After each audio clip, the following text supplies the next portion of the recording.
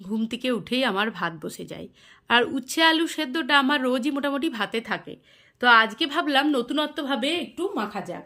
আজকে পোস্তটাকে আমি কড়াইয়ের মধ্যে নেড়ে নিচ্ছি, তেল ছাড়া শুকনো কড়াইয়ে নেড়ে এটাকে আমি শিলে লঙ্কা দিয়ে বেটে নেব, কাঁচা লঙ্কা দিয়ে বেশ খড়া খড়া হয়ে যাবে, লাল লাল, তখন আমি এটাকে নামিয়ে নেব।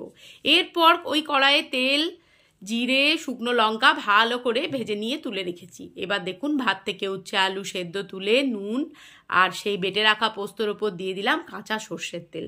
এবার ভালো করে হাত দিয়ে চটকে চটকে লঙ্কা, তার সাথে জিরে, তার আলু আর গিয়ে উচ্ছে ভালো করে মেখে নেব। মাখা হয়ে গেলে বেটে রাখা পোস্তটাও ওর সাথে মিশিয়ে নেব। খেতে কিন্তু দারুণ লাগে।